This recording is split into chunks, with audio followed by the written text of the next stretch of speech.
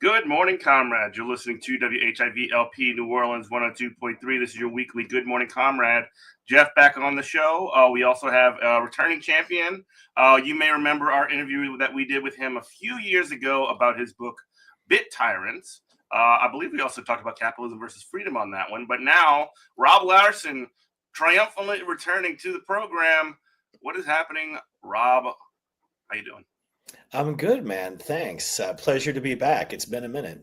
Yeah. It really, I think the last time we talked was like during COVID, when those previous books had come out, and one of those times where everybody was going a little stir crazy, I think, Yeah, I know I was. Yeah. But we are here to talk about Rob's new book, Mastering the Universe, Obscene Wealth of the Ruling Class, what they do with their money, and why you should hate them even more. Now, that's a challenge accepted, I guess. But I mean, I feel like I hate them enough. Like I'm always like proud of myself when people start talking about, man, Elon Musk, he really is bad, isn't he? And I'm like, man, I've been saying that since like 2006 or something like that. Rookie. Yeah, come on, noobs, get with the program. But yeah, that's sort of the kind of thesis of the book, is that they have these sort of Silicon Valley, freakazoids, essentially.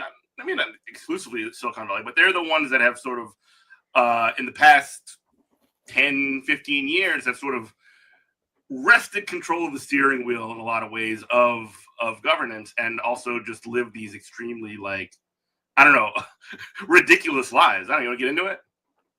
Yeah, for sure, man. It is amazing watching. My last two books have been on tech and the ruling class and stuff. Yeah, it's the lives they live are pretty hilarious, and the power that they wield is pretty heinous. That is the characters we're talking about here. Sorry, I got a little bit of construction happening in the next unit there. Sorry if you're getting some noise there. But yeah, you love construction workers on this show. That's good. But impressive to watch this stuff. Obviously, we've all been watching the new administration and the pretty ridiculous actions that have been taken wall to wall. A lot of it by tech scumbags. Although a lot of them are classic Wall Street idiots too, So it's your, it's your classic. We call that diversity, I think. Exactly. I feel like the administration is against diversity, but I do feel they've included a lot of kinds of oligarchs. That's their DEI. Yeah, exactly. That's the one kind they can stand.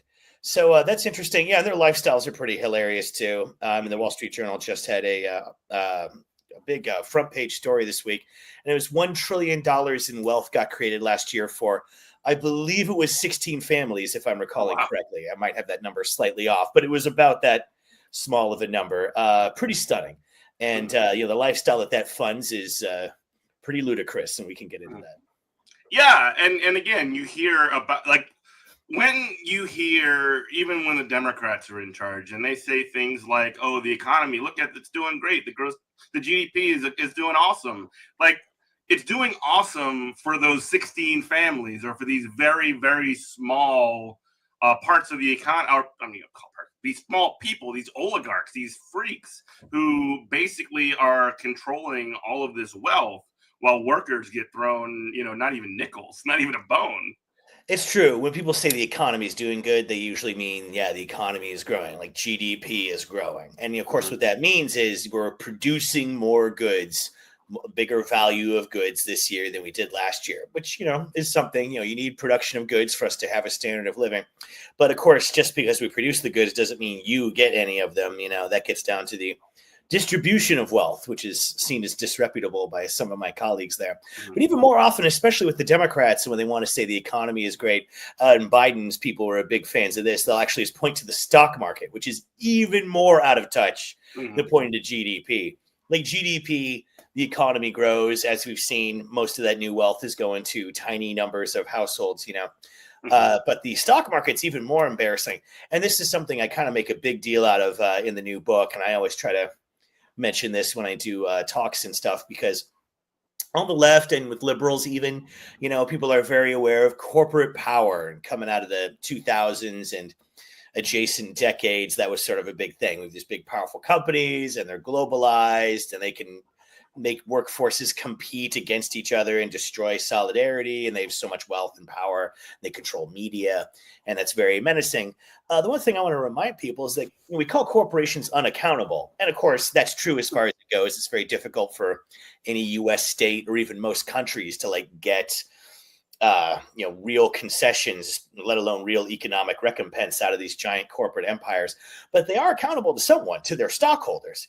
And that is the thing one of the things I like to point out in the book. It's most corporate stock, the pieces of ownership, the shares of ownership in Walmart and Microsoft and Raytheon.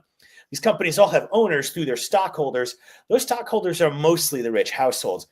If you're a professional class person such as myself, and you have a full-time teaching job at the state college level, you might be lucky and have a retirement plan. And I have one of those, and my employer matches my contribution to a 401k. That money, it's a tax-advantaged, basically indirect stock investment vehicle, and you can get mutual fund shares that own shares themselves, and when they go up, you get the value of your mutual fund shares going up. But less than half of U.S. households now own any U.S. stock, even indirectly like that. And what we find now, this is going with Edward Wolf's research, who I cite a lot in the book. He's one of the few people who really does good research on this unbelievably important point. And what he found, there we are. This is a paper he did for the National Bureau of Economic Research. In 2016, this is the last paper we have on this, unfortunately, the wealthiest 1% of U.S. households by total wealth owned 40% of all the U.S. Traded equities, and the richest 10% of households by total wealth owned 84%, which is most of it. That's most. 4 out of 5 is most of it, Yeah. That richest 1% owns 40% of the economy. So whenever we talk about corporations and big business and stuff, very important, we should do that. Just remember to mention it's ruling class property. They are the owners of entities like Amazon and ExxonMobil, and Palantir and all these entities. They have very, very concentrated ownership of that equity. And so when these companies have big boom years because the economy grew or the stock market's booming and Joe Biden's staff expect us to be impressed by that, this benefits people, mainly those richer households there. And I just really feel like that, corporate power ruling class nexus is something that we should be having in our minds. And we get into some of the specifics surrounding that, but also it's always worth reminding, and obviously you're here, none of this wealth would be possible without the workers that generate it, and they're the ones that don't have the pensions, and they don't have even the 401ks, and even the ones that do have the 401ks in the past couple of months, it's you look at my 401k, dog, it's in the toilet. It's really an awful situation because those things are not guaranteed. They're based on what you put in, not what you are expected to get out. That's right. It's a defined contribution pension system rather than a defined benefit. And those still exist. Yeah. They're rarer and rarer. They're mostly associated with union jobs, honestly, straight up. That is very true. And it is, of course, annoying because this is perennially the case. Yeah, exactly. It's the working class that makes all these things work. If you're a professional class person like myself, you may get something approaching the value of your labor. Maybe it depends. It's definitely possible if you're a scarce professional, like a doctor or an engineer or a scientist or an economist or something. Sure. For most people, you'll work for what working classes competing against each other are worth, which is less and less compared to the standard of living. Right. Despite the fact, again, that wealth is not, we live in one of the wealthiest countries and one of the wealthiest periods in the history of the world. It is true. And for some reason we can't figure out the distribution thing. It's just we can't get it. We can't figure it out. It's too hard. Yeah, it's tough. This is something, I do these kind of appearances and write these kinds of books and articles. And I work for a state college. So my work email is publicly available. Sure. So I get emails from idiots with some regularity, and like, how dare you say that there's anything bad about having successful people and billionaires? Don't you know about Russia communism? Yeah. Oh, yeah. The only other alternative to this, I've never heard of Europe. I only know about that.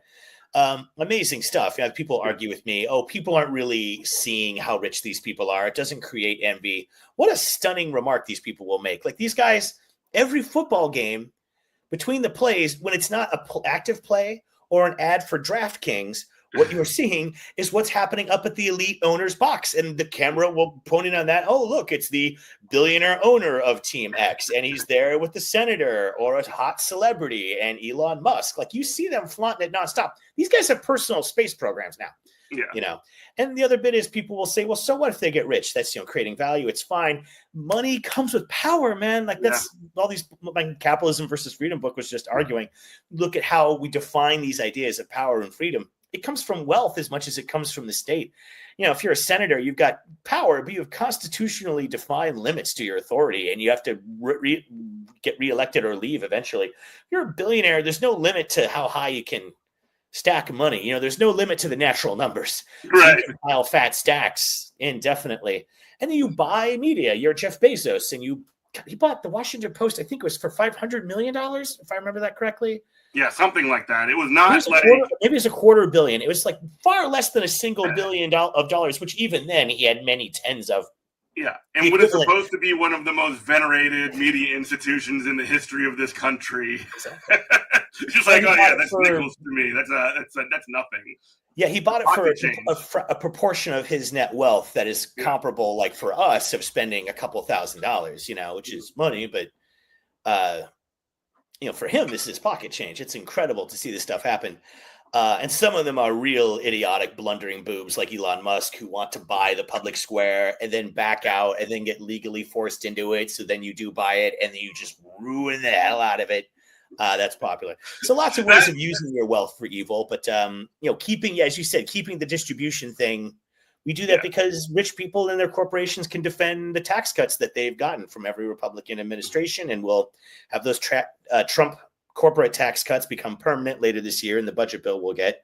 Who knows what else will be in there? I hope we can fight off those Medicaid and education and health cuts, but the tax cut is probably unavoidable at this stage. Yeah. And again, I know you're not making this argument, but for the benefit of our listeners, it's not just the Republicans that do that. I mean, if you remember the Harris campaign, and this is just one recent example, you see Mark Cuban is sort of the tip of the spear in a lot of the sort of you got to get out there and vote for Harris because she's going to save capitalism. Or you see one of these like Lyft or Uber like executives, and they're out there sort of giving the entire case for the Harris administration. And when you see people like that, and also people from corporations and groups like the Cheneys, then you see that being the sort of like people that are not only are they not pariahs in this party, in this sort of like supposed alternative to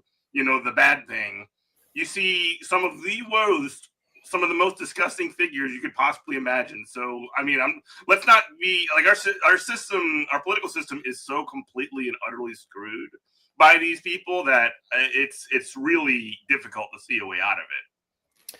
It is true. It's easy to get the feeling the U.S. is. I'm not trying to be a doomer here either. Like that's not my disposition generally. Yeah, it's easy to get the feeling that the U.S. is kind of irretrievable. I think we should try not to give into that. Yeah.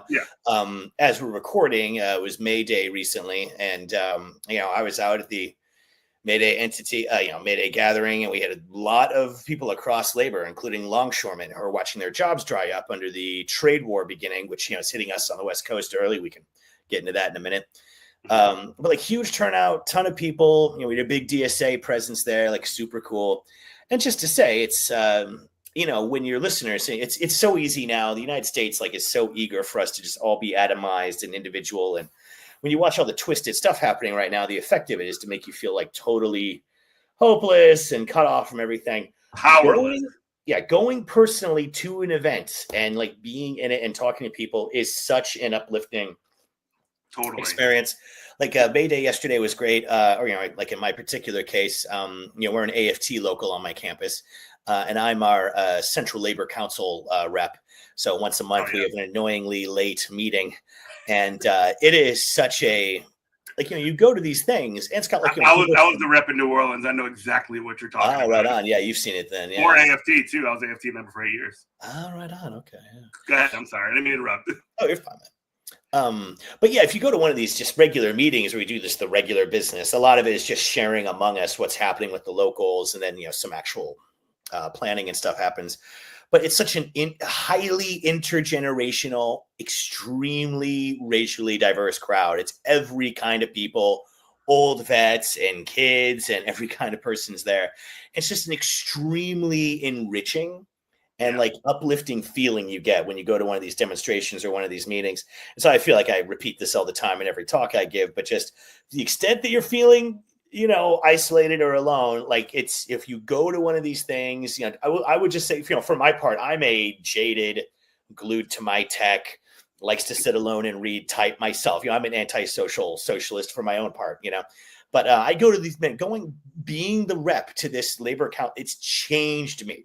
Yes. Like it changed me because it makes me, you feel when you're alone with your screens, you see all of the doom that is coming. When you go to these things, you feel the potential inside you, and it will help you with your mental and emotional health. And it will help us move society forward and try to block those Medicaid cuts and the end of Department of Education and so forth. Like that is the road forward. And it will, I can only say it will uplift you inwardly in a way.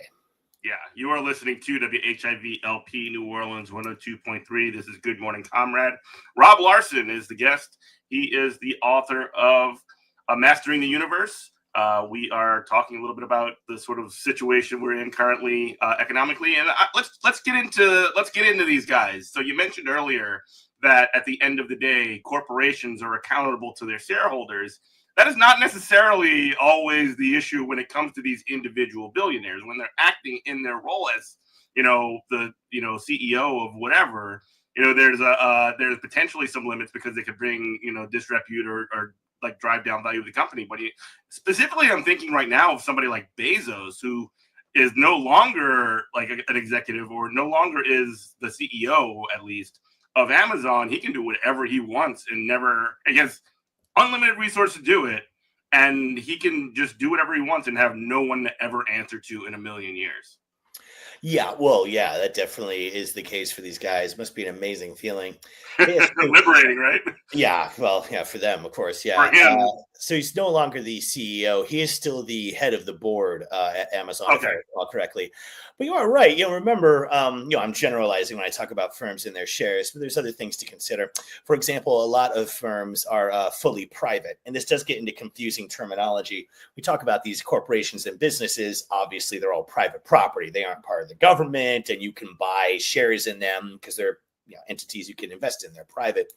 But a number of them are private companies, which means they don't have traded shares. So like when Elon Musk was forced to go through with his purchase of Twitter with a bunch of Saudi Arabian and hedge fund money, he took it private. Like they bought up enough of the existing shares that it's no longer a public company with a publicly traded share and a trackable share price that people will quote. So when you take a firm private, that means you don't have those investors to constantly be looking at, especially like activist investors or pensions or hedge funds that have enough stock. You have to take them seriously. But even so, private firms usually at least do have a board representing the investors that they got, and Twitter still has, or X, I guess, still has one of those. So these guys, even when they take the firms private, they still have other investors. But of course, these investors share their class interests, as we were saying. These are wealthy families. It's the definition of a really rich family is one whose income comes mainly from their asset portfolio rather than from even overcompensated labor. You might be a fancy doctor, but you still have to put on gloves and put your hands inside people's disgusting fluids and so on. At least labor is happening, even if you are overcompensated. Like that's, you are working, like value at least is being created. These guys, I mean, that's the definition of it is, passive income. And they own rather than do anything. They're literal leeches. Yeah, so sometimes instead of the ruling class, we like to say the owning class because Yeah. that is like they rule, they influence politics and staff, senior political levels, like White House staffing and the Senate. So there's that. The political arm of it is real, but most of the decisions about our economy get made in the private sector. When GM and General Electric and other firms decide to close down production in America, outsource it overseas to save 80-90% on their payrolls. When did we ever vote on that? That's a decision they made with their own corporate power. So I just want people to remember they have that ruling power because they are the owning class. They can rule over it, make decisions because it's their property. It's like you deciding where you want to hang a picture in your own house. Only for them, it's where, what country will we build our oil refinery or data center in? Right. And that's also kind of one of these interesting, I guess it seems like it would be contradictory, but it's not. Like a lot of the, like Elon Musk specifically right now, I'm thinking about him. He's talking about how much he loves America and all these other things. He will do that at the drop of a hat as soon as he can. Like any of these people who like right wing is just generally nationalists in this country, and that kind of sort of like, flag waving nationalism or whatever is so easily exploited when you're just doing the exact same thing and moving U.S. jobs, unemploying U.S. workers to ship distribution across the world rather for way cheaper. It's interesting to watch these figures. Yeah, who are outsourcing jobs during the Reagan and Bush administrations with one hand while they're waving the flag for the other. And it just gets to the left and right hands of the state. These guys wanted to fund the left hand of the state that would bring you education and health services and clean drinking water. And instead, we're going to empower the right hand of the state. You wave the flag. I mean, who waves the flag because we built a bridge? You wave the flag because we're taking over some country or bombing some Arabs, and you go USA. And you feel identification with the power of your government's military.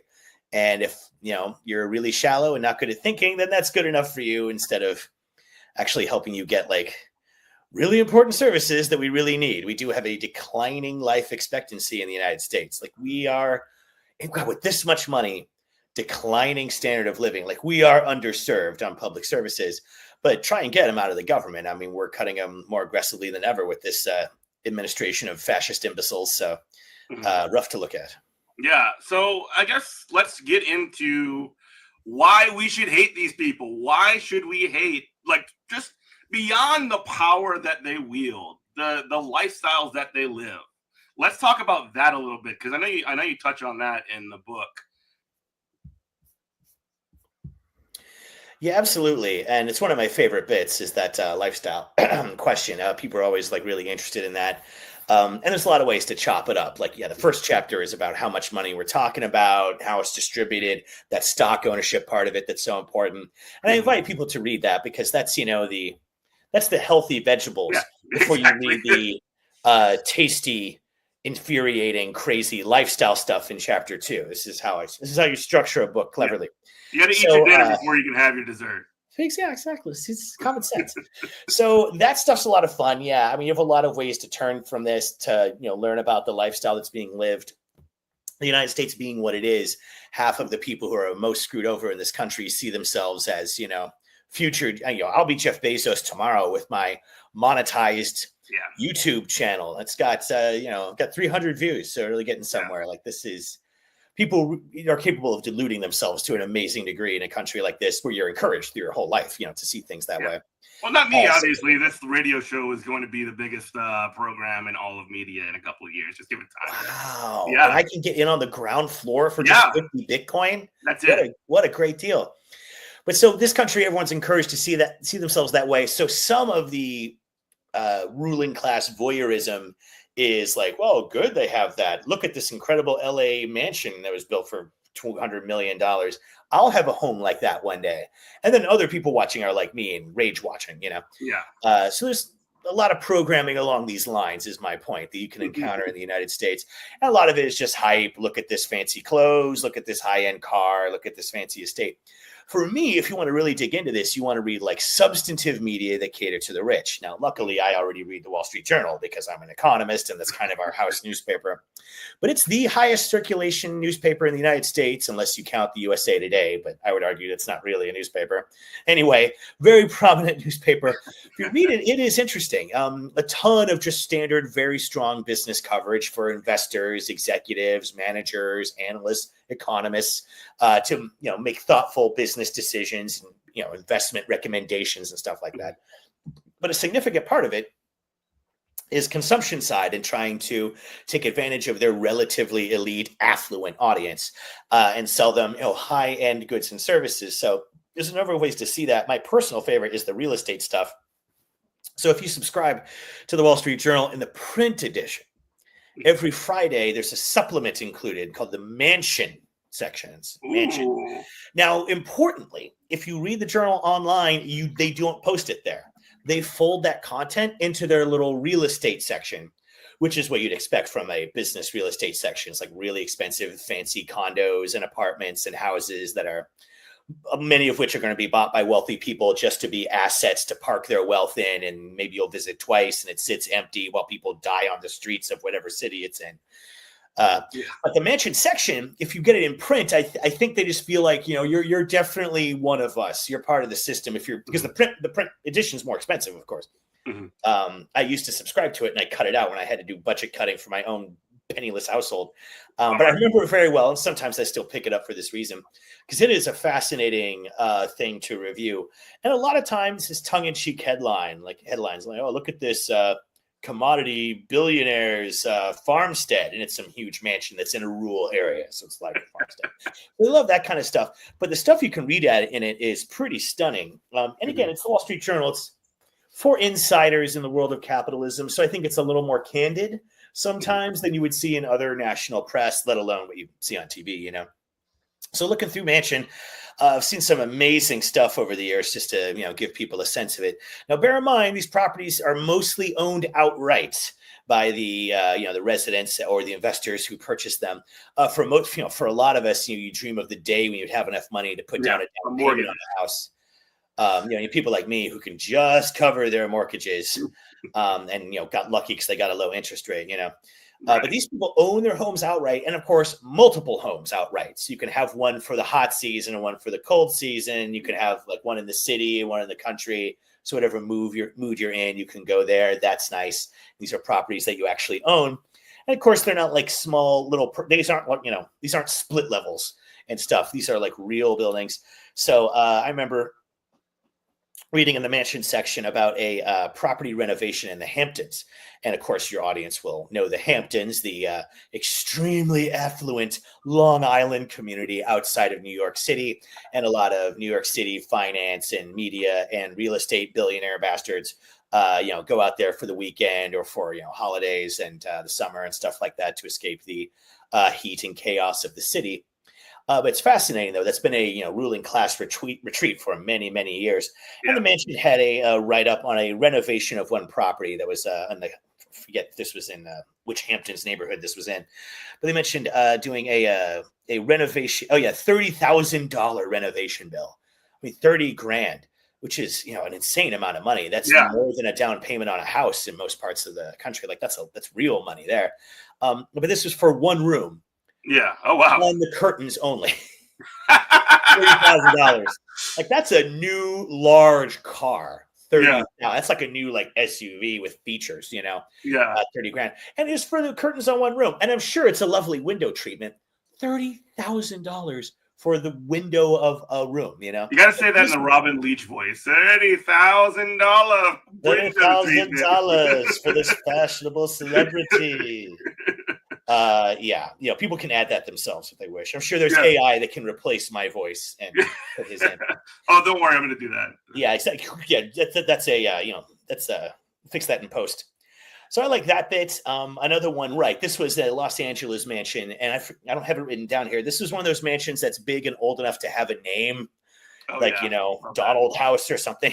This is pretty large. This is a large estate with the mansion with 40 rooms. Wow. I'm quoting. This is quoting from Mansion here, and I quote: 40 rooms or 60 if you include the servants' quarters and the Oh, walk-in silver, fur, and wine vaults in the basement. It's like, this is mansion. If these guys politically, they're successful, they earn their success. Like, this is the reality. yeah. It's just an offensive amount of wasted wealth. And remember, many of these places are, a small part of people's housing portfolio. So they're there sometimes. Much of the time, these houses are empty. People are on the street of Los Angeles, on Skid Row, famously horrifying conditions. Sun is rising on their suffering. Sun sets on their suffering.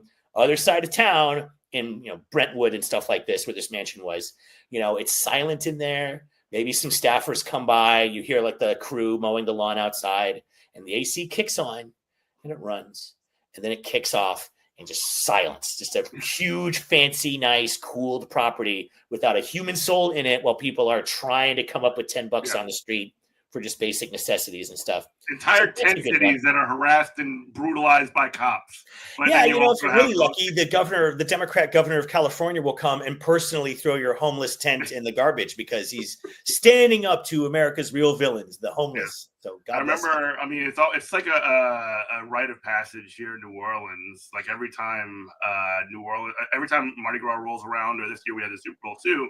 Oh yeah, I read about that. To march the troops under the overpass and make sure we clear out all the homeless encampments. And it's just like, wow, you really are hiding the reality of this city for the wealthiest people on earth to come and have. Not Mardi Gras. Mardi Gras is not a party for the wealthiest people on earth. Mardi Gras is a party that we throw in New Orleans for ourselves. Yeah. But the Super Bowl is like literally just like the Death Star of rich and famous people coming in to watch the football game. Yeah, it's like the Olympics. The wealthy monopolize the fun of these events. It is true. Yeah, that's great. I read about the especially heinous New Orleans experience for the Super Bowl. And of course, the beloved New Orleans-based socialist magazine, Current Affairs. I got a trade war article for them that's coming out soon as this thing continues. But they had an amazing piece on that and went out to where all these homeless people were forced to go. And the press isn't allowed in, which is a great sign, probably because it looks too good, probably. Yeah. Same reason they won't let the press into Gaza, right? Exactly. Because people don't want to see all the amazing aid that Israel is freely allowing in. Exactly. So I want to mention that Affairs article because it was so good. It had a bunch of great photography. I think Alex Skopich wrote that one. I can't remember. But very, very nice. People should check that out. So those are some of these properties. It's crazy. Send me the link. I'll include in the show notes. Oh, yeah, right on. I can do that. It's like, that's a good one. That's some of their lifestyle. I mean, there's a lot more we can add. To me, my favorite stuff a lot of the time is like where the boundaries between the classes are. And sometimes that means like physical boundaries, like a lot of cities in the United States and China and around the world. You'll have like hyper rich neighborhoods and then fairly close by, like major human desperation in slum or, other types of extreme urban poverty settings. And a lot of times, like, it does take a strong physical barrier to keep those classes relatively separate, to keep the infuriated, penniless people from storming the rich. And also, yes, exactly, for the rich, for those rich people coming to New Orleans for the game, it's, you don't want to see, sure, you're rich, but you might briefly see the poor living in the streets. And that's unsightly. Unacceptable. Unsightly. Exactly. So like often like the metaphor wrong side of the tracks, and of course that's a cliche, but especially back in the era where railroads were more of a thing and you had bigger physical railroad assets within cities, that was an example. There's like a large rail yard, so there's poor people over there and we're rich over here, or vice versa. Like, it's difficult to get across there. It's private property. There's guards. They don't want you going through there. So things like that. Major interstates and highways. That was one in the New Orleans case where this homeless people concentration camp was separated from a fairly affluent little suburb by a giant highway and a bridge, and like a big abutment. This country's not made to walk around, it's made to be driven through. Right. So looking at these boundaries is kind of interesting. And one famous one that I remember I wrote about in the past, but also put it in this book too, was because this has become, the wealth gap is so enormous now and our oligarchs are so powerful and rich and utterly out of control. There's support for doing things about it, especially where it hurts, like providing more affordable housing. And so you have like jurisdictions like London or New York City, and they'll pass ordinances requiring that new real estate being built for market rates, which basically means for wealthy people who dominate markets, especially for high-end properties. They can be constructed, but they have to include non-market rate, like affordable units that some like working class. You mean the places with the poor doors? Yeah, exactly. Yeah. But these buildings, they're mainly for the rich because it's new construction. It's expensive to put up a building. Once you're doing steel frames and elevators, if you put in fancy granite countertops, you can sell it to rich people rather than middle class people and make far better turn on your construction investment when you do that. So we're forced to include some working class homes. Okay, fine. I still don't feel that my tenants paying real money should have to. Again, you don't want to visually encounter these peasants. I'm uncomfortable doing that unless they're like in my home to like fix my sink or, you know, my hot tub or whatever. So they have a system of separate entrances, like other, almost swore they're separate, not as quality entrances to the building. And you go through the main entrance, you know, it's a huge, beautiful glass-filled lobby. And it's incredibly nice. And you have the concierge present and lovely seating, you know, and there may be a piano being played if it's a really fancy joint. Doorman, of course, doorman service. That's a big deal for many rich households. But if you want to go into the working class units, you got to go around the back or to the side where there'll be some alley.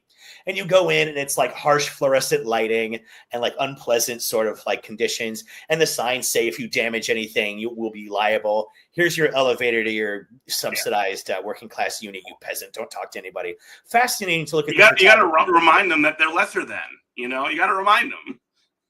Exactly. They'll forget their inferiority. You got to watch out for them. They might get uppity if that's the case and realize they're always pulling that. Yeah. It's amazing too. For this book, I read a whole book, actually, just a little side point here about doormen, the book Doormen, which is by a sociology professor. And his writing is very, very, very bad. But his interviews with these doormen are extremely interesting. You know, they're like, there's your common, like observant, articulate blue collar dudes, which is, you know, common, you know, very valuable thing. These guys watch New York's life go by in front of them. And they have amazing stories. Where you'll have, yeah, indeed. And you'll have like very, wealthy, often older residents who are very accustomed to the doorman life. And like I remember one doorman in this book relates like he was helping someone with one thing, but meanwhile another tenant has come, or a unit owner in a condo probably has come up and is waiting at the door with like a bunch of packages. I think it was in the rain, and they're waiting for him to open the door. The door's not locked; they could just open it. Yeah. The doorman's supposed to open it, and I'm paying for the doorman. So I'm just going to stand here and wait until he's done talking to the other person until he can open the door for me. Fascinating to read about how these people live. It's amazing. You are listening to WHIV-LP New Orleans 102.3. This is Good Morning Comrade. Rob Larson joining us. He is the author of Mastering the Universe. Funny you brought up the doorman. I literally worked for the past 2 years. I left them not long ago, but I worked for Local 32 BJ SEIU, who represents doormen. A lot of them are unionized, and you are not lying when you say they got stories. They're some of the funniest, like, their job, they're like a bartender. Their job is to talk to people and like welcome people. And it's just like that, you know, I've got friends that worked over in residential, and it's just, I don't know, the members are always great, no matter what. Yeah. Totally fascinating. And that book was so bad, and I kept almost giving up on it. But then I get to another bit with a doorman quote, and this is so good. Just got to where I was skimming for block quotes after a while. It's not something you want people doing with your book. That's why you got to write. Yeah. So, just to kind of move forward a little bit, when you have, I can't tell if this is less pathetic or like more pathetic than the Elon Musks or whatever themselves. Hello, Kitty. But you'll have, I like to call them the kind of people that would buy a Cybertruck, right? The kind of people that would the people that are always like replying to everything that Elon Musk says on Twitter, saying like, wow, base comments, sir. Like those kind of people that would delude themselves into spending how much, like $70,000-$80,000 for one of the most unsightly, most like disgusting looking vehicles you can possibly imagine. Yeah, that's the base price. That's the base price, by the way. It's 80 and up. 80 and up. And then also, like, it's not even a good truck. Like, there were reports coming out that, like, the bumpers are glued on. There's no argument that you can possibly make for buying a Cybertruck other than, like, you just want to glaze Elon Musk. Like, it's incredible. Yeah. And that is a phenomenon that exists that really confounds me. These sort of like blind supporters of these kind of freaks. I don't know. You want to talk about that a little bit? Oh, sure. I mean, bear in mind, everyone's idea of these oligarchs is based on Iron Man, where, he invents the technology and he brought it all forward. And he's kind of a demigod of invention, and he's generous too. He might be sharp-tongued, but he helps people out. Like those movies did more to massage the reputation of oligarchs than any number of Wall Street Journal editorials. Like that's the stuff that people see on a mass basis and go, "Oh, some millionaires, they make technology and maybe they give it to you, or save us from an evil robot." Yeah, exactly. I can't imagine Elon Musk being stuck in a cave and like making an Iron Man suit in there. That's not possible for him. He's too stupid. Elon Musk couldn't tweet for 3 days, like tear his own arms off. Like the idea of like him like living in a cave, like he'd be dead way before they got him in the cave. Like when they take the phone away, the clock's ticking till he does seppuku on himself. So yeah, I think his superpower though would be to get all of the guards to kill themselves by never shutting up. Yeah.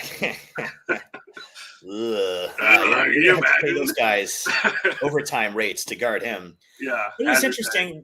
Like Cox Automotive is kind of the definitive. I mean, I'm no expert on the auto industry, but Cox Automotive is one of the big, long-standing, magazines. Just a website that's an industry observer, and they officially declared Cybertruck to be a flop bigger than the Edsel, which is an amazing thing. That's the standard. That's the flop. That's the original flop. I think a lot of people now aren't aware what that was. That was a Ford small family of vehicles from, I guess, the 1960s. And they planned it out. It was an insanely large flop, and only a tiny number were sold, and they had these huge expectations for it. So the Edsel, like I remember Milton Friedman in my Capitalism versus Freedom, the Total Road to Serfdom book that people should check out from several years ago. I quote Friedman, he's to this day, like Milton Friedman, I mean, he's writing in the 80s, of course, but he uses that example to prove that corporations don't really control us or manipulate us because some products are flops.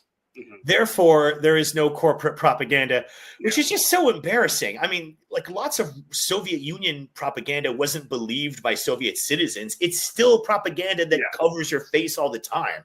If people sometimes don't believe certain bits of it, that doesn't prove anything except that they're smarter than propaganda.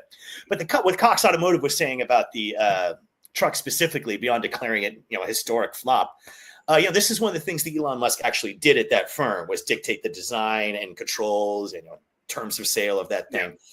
He bought that company from the founders and then forced them out once he took over the board. People think he invented these cars. It's just so funny. Like he pushed out the people who did that, But they mentioned that this is from memory, so these numbers won't be quite right, but it was high 30,000s was the total sales for Cybertrucks since it was first released last year. Like that's pretty modest number, but people pointed out, or I forget if I made this point or someone else did. Been doing a lot of talking lately. But like 30,000-ish units sold. The United States has about 42,000 zip codes, like civil postal codes. So when you see a Cybertruck, and I see one in my neighborhood all the time, when you see a Cybertruck, you're seeing the dumbest dude in your zip code. That is what is happening at that moment, when you're seeing a Cybertruck, that is. So, just recognize that at least there's a valuable service there. Women, that's, draw your own conclusion. Mm-hmm. Yeah, and it's funny too because like, oh God, the people who bought the Teslas, and I do have some like, there was like a genuine attempt at marketing to make it seem like Teslas were like a brand that were really futuristic and forward looking, and there was definitely a media marketing campaign around Elon himself, and again, proud OG Elon hater, didn't buy the BS. But like there was an attempt to make it seem like Elon Musk was Tony Stark. Like the fact that he was the one that was out there like in the shop floor and like designing these cars. And it's just like, I don't know, man. I think he's just getting them government contracts and, selling carbon credits or whatever. Yeah, all of his companies he bought, with the exception of SpaceX, which most of its revenue, comes from the government, comes from us, comes from the government sector, and money that used to go to NASA for launching rockets and putting satellites into low Earth orbit and stuff like that. Pretty amazing to see how much you can get your reputation massaged if the media are like really excited about doing it for you.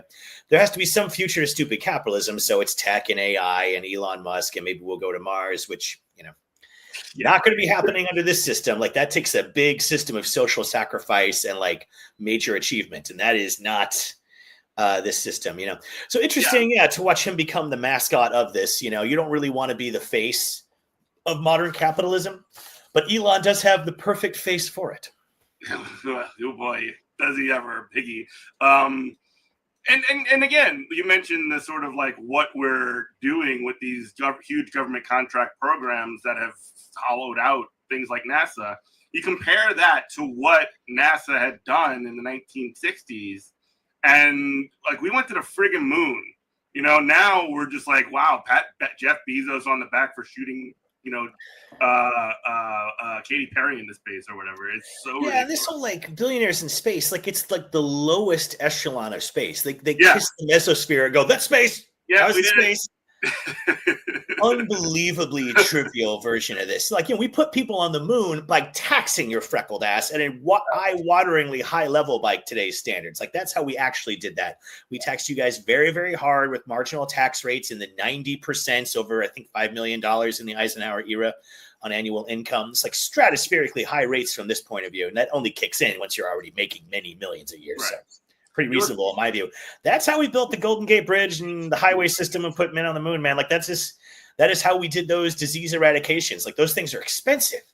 How do we get the money? Yeah, well, we used to tax you. Now we don't. And 3 billionaires have their own make-believe Star Trek space programs. It's unpleasant to view. Yeah, and again, we had taxes and we had strong unions in this country. When you hollow those out over the 80s, the 90s, and 2000s, and when you circle back and it's just like, what the hell happened to America? Why can't we do anything anymore? Why is China, the big boogeyman that we are always talking about?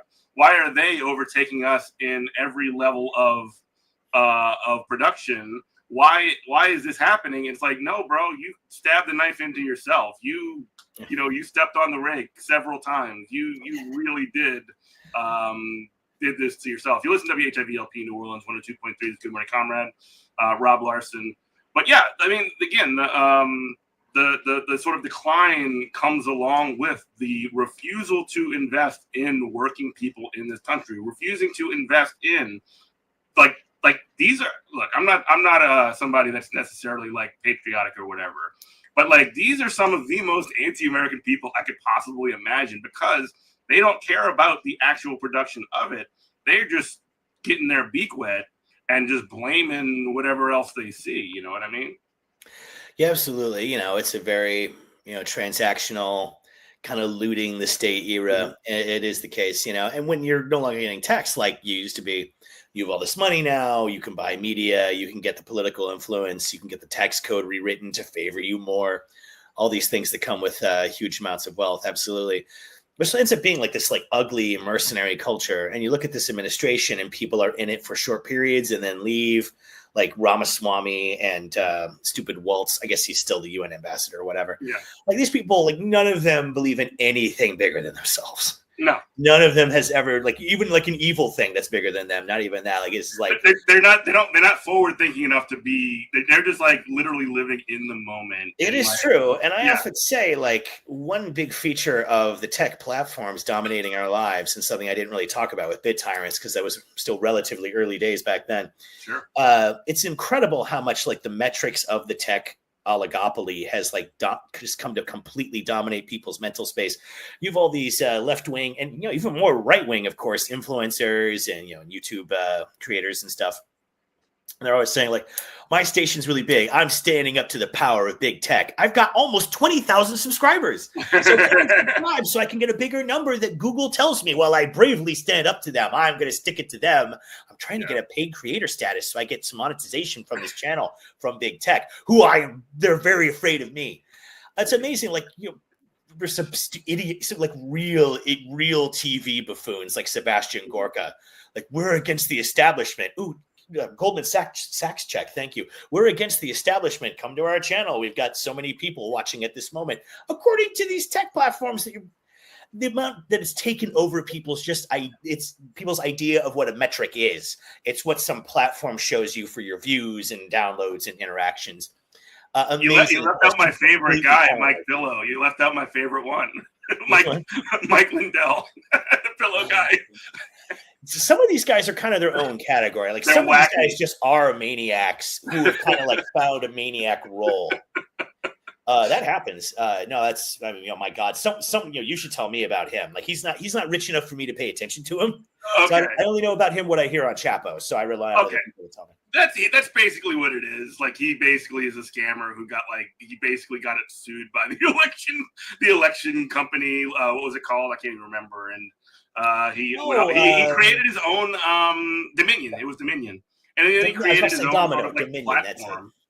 He created his own media platform as well, which is just awesome. Oh my God. And I don't know, he's just a Trump media guy. Or look like these like Patrick Bet Davids or whatever the hell else. It's just these people who are just creating these platforms that are supposed to be going.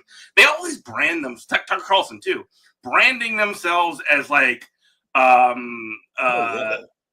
rebel populist. Fighting the system. Yeah, talking about, I really care about the working class. Me, the fail son of the Swanson frozen food industry or whatever. Worked for Fox News and was against Trump until he ran the primaries, and then now we support Donald Trump. Yeah. Steve Bannon's another good one because he looks like hell, like Michael Moore. People think take it more seriously. Steve Bannon comes from Goldman Sachs. Like all these guys have the most elite Ivy League credentials, and then they like lose their position of power. Yeah. So then you go, I guess we're just complaining about grifters at this point, I suppose. But like every one of these guys has some like hyper establishment basis that got them like their name.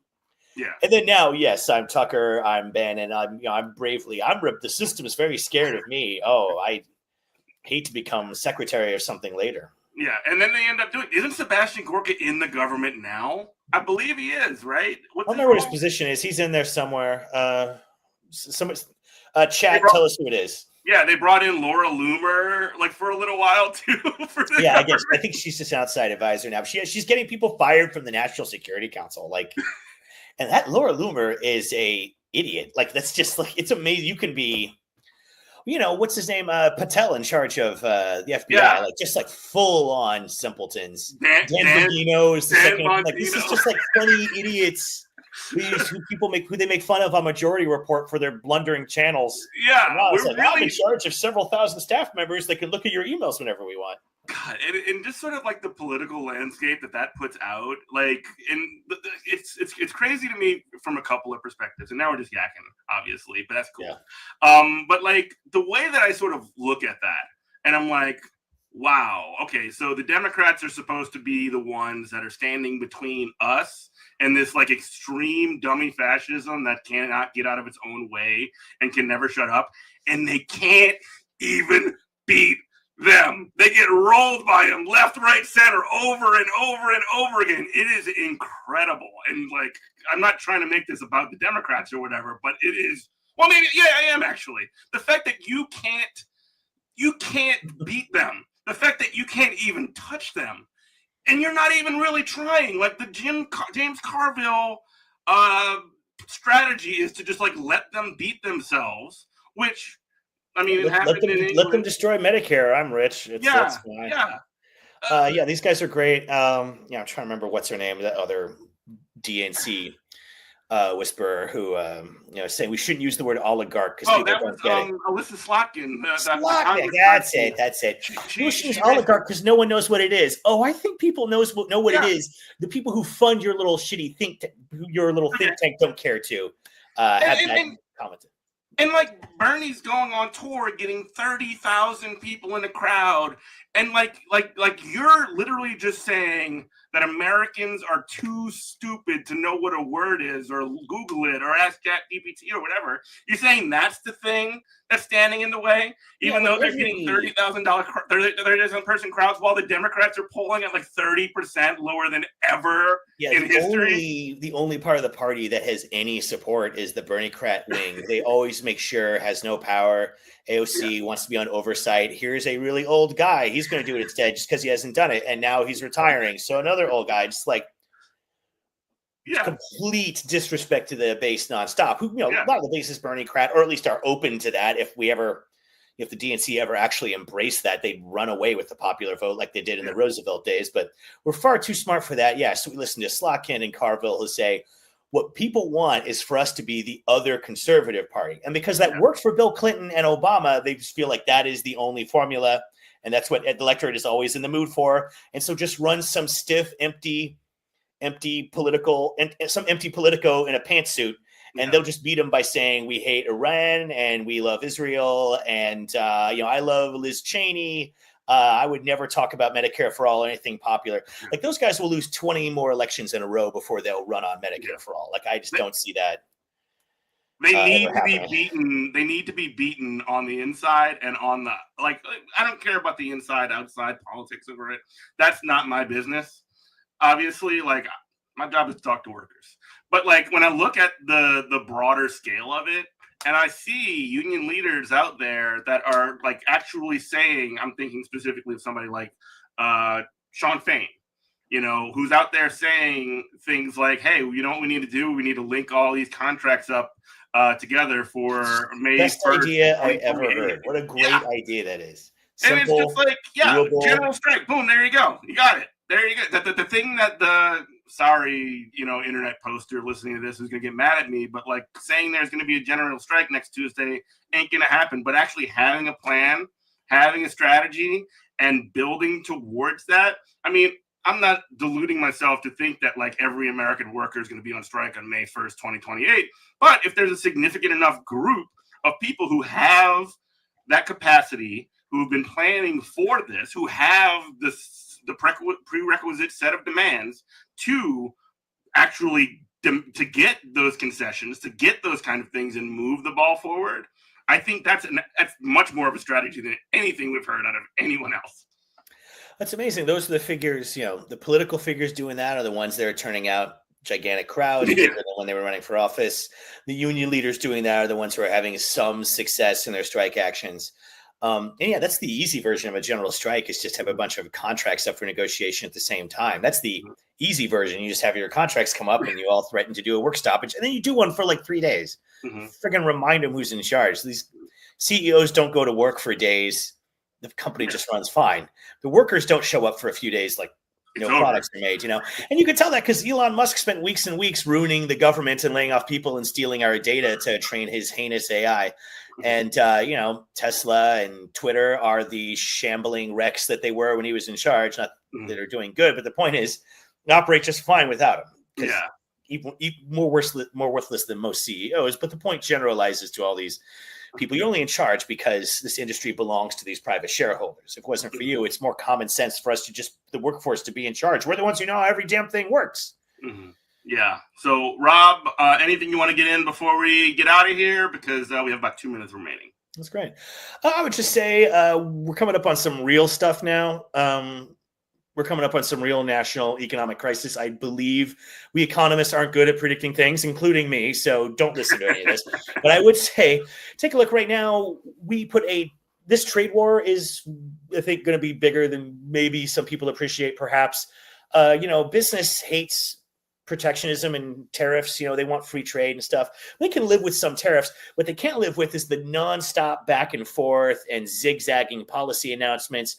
Huge tariffs. Okay, not for one more week. The effect of all this is to make business sit on its hands. They aren't going to put a $20 million plant up, not knowing if the tariff will still be there in 2 weeks, let alone in 2 years when the plant is ready to operate, So right now we put a triple-digit tariff on the Chinese. They have one on us. A 20% tariff is a big one. Yeah. This is triple digits. This is an embargo. We embargoed our biggest trading. People have no idea what is coming. It's just now reaching us here on the West Coast where I am, because we're on the Pacific Rim, so we're the closest import hub for those Chinese, and other Asian economies trading with us. I live in Tacoma, Washington, along with Seattle. That's one of the big pair of West Coast ports, along with LA, Long Beach. And we've been watching the trickling down of what is normally this huge flow of goods into huge container ships and auto ships into our ports here for unloading and shipping across the country, and especially this time of year, because this is usually when retailers start bulking up and gearing up for the big Christmas season, which for a lot of consumer goods firms is when they do like 2/3 of their business over that couple month period, which is an extra crazy way to run an already crazy capitalist system. But because if you go to I was in the port of Tacoma just yesterday, I was just down there, and it is a ghost town. There are some ships, but nothing compared to what you would normally see, especially this time of year. and LA Long Beach are reporting a plunge in arrivals as well. Gradually, this will hit ports in the Gulf Coast where you're at and the East Coast. We're going to see bare store shelves soon, because when you have a 145% tariff, like a product that would cost $100 now costs $245. Yeah. And that's a negative margin that's pretty deep for a huge amount of importers and retailers, more than they can afford. And yeah, we did carve outs for some popular Chinese products, mostly Apple stuff, phones, laptops, and servers. Mm-hmm. That is not going to be enough. We ship natural gas to China and they ship us the plastic. All of our glass comes from China. Like our medical devices are made there, and all these components and toys and household goods and clothes, all this stuff will just not be coming in soon. And so these empty ports, they're just now happening here on the West Coast. They will be happening nationwide soon. And I mean, sooner or later, that will cause enough capitalist whiplash that Trump will take his hand off the stove. By then, I expect a lot of damage to be done. And I mean, Trump is putting himself at odds with the capitalists who run this society, saying, a day or two yesterday that, oh, yeah, some Christmas disruptions. Maybe your kid has $2 instead of 30. Yeah. The capitalist class that runs this country, they're going to Nixon him. They will find a way, in my opinion, to get him out, because you can't. If Bernie did what's happening to the markets now, they would be dead. Yeah, but I expect Trump to get pushed out in some way, or have some. Of course he won't. He'll do a big climb down reversal he does for every damn policy, of course. But the effects of that won't go away when he changes his mind. It'll take months, even if all those Chinese exporters start producing for our importing companies again, which they might not. We canceled a lot of their contracts with these huge tariffs. Even if they start producing again, it will be months before those goods are back on the main economic centers of the East Coast again. Because it's many weeks just to get the goods here, and you have to start it back up and then shipping them.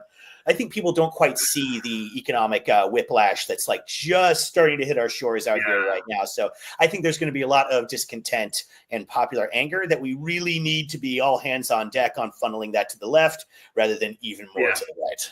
Well, yeah, and I think about that too, is the joke that we've always made on this show is that part of the reason that the working class in this country does not rise up is because jalapeno poppers are $5 and you're going to get your new Nintendo Switch. Cheap products at Walmart, man. Yeah. And the Commerce Secretary goes on TV and says, well, America is about more than cheap products. Since friggin' when? You guys are going to get your heads cut off by your fellow billionaires one day. I mean, they'll all just be forced to climb down, of course. Yeah. But I don't see them getting away with that. This is, even if you're on the right, you can't just stomp on capitalism's fiscal years. They won't have it. And unfortunately, it is not a problem that is going to solve itself either in a mechanical sense or a political sense, because what the Democrats are counting on is we can do the same thing, just ride the backlash wave like we talked about earlier from this, just that happened in Canada just now and what happened in the UK last year.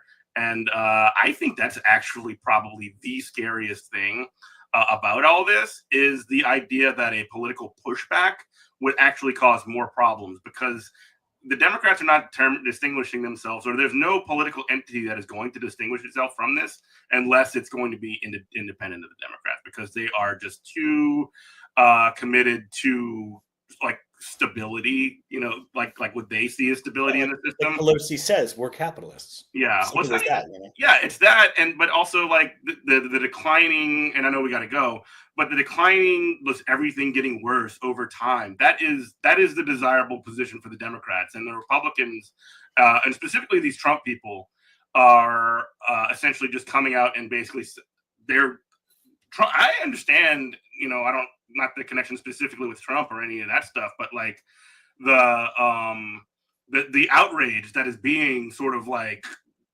capitalized on by this sort of MAGA right wing, whatever I call it, movement.